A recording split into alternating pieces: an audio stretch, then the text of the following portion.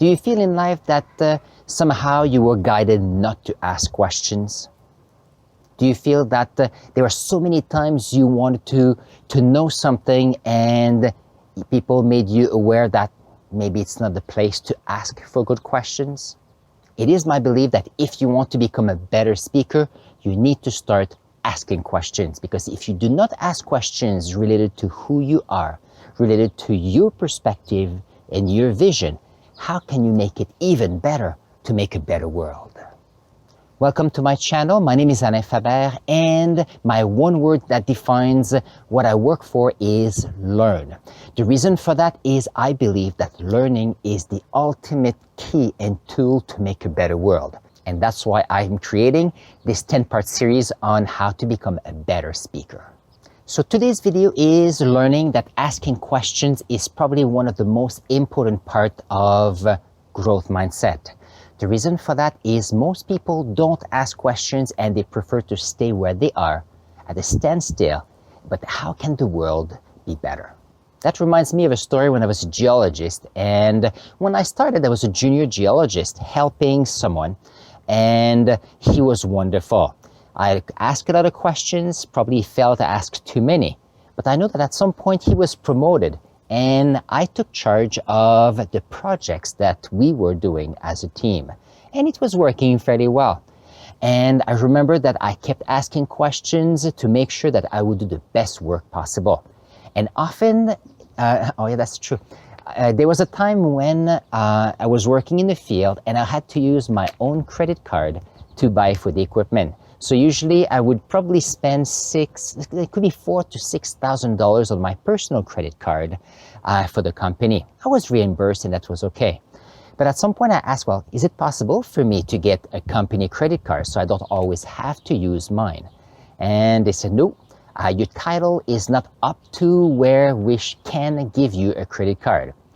And it went on for a little bit. And one summer I had a project in northern Quebec and my credit card was not working. And when I called the bank saying, well, my credit card is not working and I would like to know why, because I need it for work. And they were saying that I was spending a lot of money and it was out of sort, and they decided to cancel it. Funny enough, I did not have a debit card at that time, if I remember well. Actually, I would have not had enough money in my own account to cover for the expense.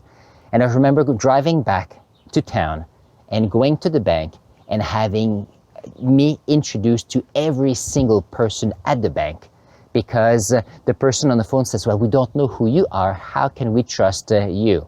At that time, I never had an issue with my credit card. I still ask many times for a company card and it never happens. But going on a few months after that, someone from the head office was transferred to our field office.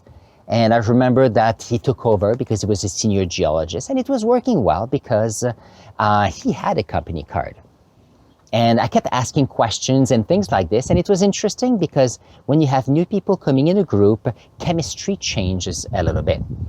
And I remember at the end of the summer, I said, well, as much fun as it is to go from a junior geologist to be taking care of project and going back to junior geologist, that maybe it was time for me to do something else. Because despite my questions, I was not going where I wanted to go. So I decided to go back to school and become a teacher. And it's interesting, I remember I came back from a mapping project at the end of August. And So I came back on a Thursday. On the Friday, I went to the university to ask a question about how to get the teacher certificate. Because when you want to become a teacher, you have to apply usually in September, October, so that you go through the process so you can start the following September. And at the end of that summer, I felt it was time to do something else, and I figured a year was okay. But to my surprise, at the end of that meeting on that Friday, the person at the university says, oh, and by the way, there are 2 spots available for this semester.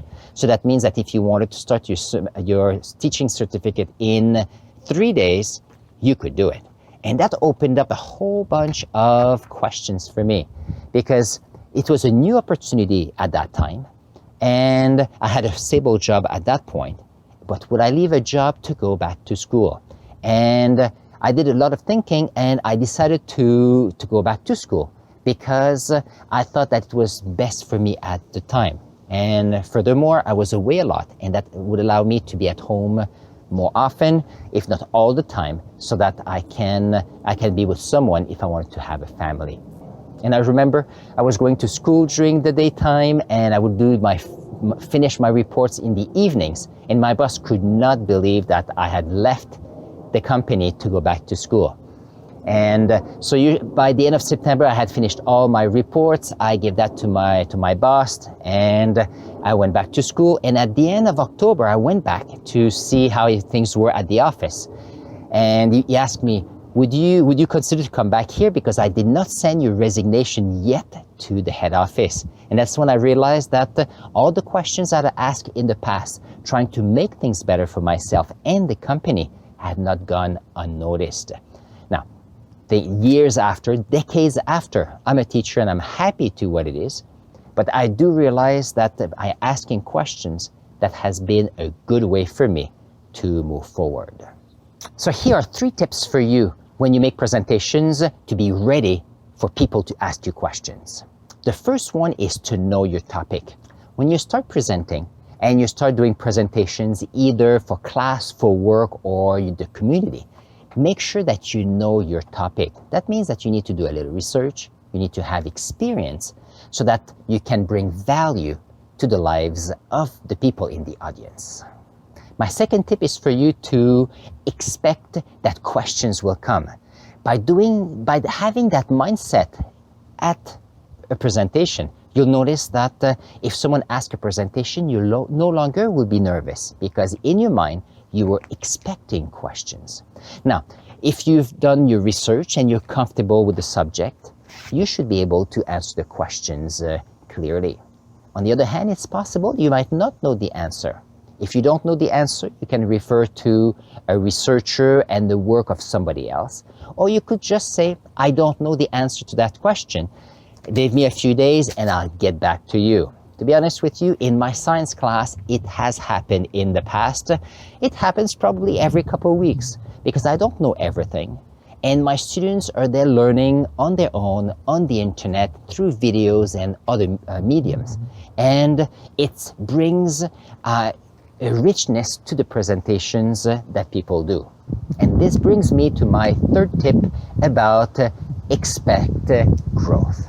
The idea here is when you do a presentation, don't forget that you're not just a specialist sharing information to a group, you're there to grow as a person as well. So if you are giving a presentation, expecting questions, promoting a conversation, both you and the audience will grow. And that is the beauty of doing wonderful presentations and being a great speaker. Here is my call to action for you today. It is for you to practice something that I've explored in the last few years that worked beautifully. When you are doing a presentation or you're talking to a family member or friend, I want you to ask the question, which questions came up when you listened to my presentation? The beauty with that question is, everybody had questions during your presentation. When you spoke to a friend or you spoke to a family member, when you said something, everybody would had some questioning or a few things they were not quite sure. And what is interesting is by asking them which were the questions that they had during the conversation, they have questions that will happen quickly. And this works much better than asking a much direct question such as, do you have any question? Because if you ask, do you have any questions? The question said, well, there's a lot of things about the topic, about life, about what happened this morning or what I want to do tomorrow. It's very general and it's much harder to answer. So I want you to practice that question this week. And it is here again, which were the questions that you had during our conversation or during the time you listened to my presentations. Thank you very much for listening to this video. If you're still watching me, don't forget to leave a comment below on what you've learned today, what was your best tip. Don't forget to subscribe if you have not done so yet. And I'm going to put here a link to my playlist on how to become a better speaker, and I'll see you in the next video.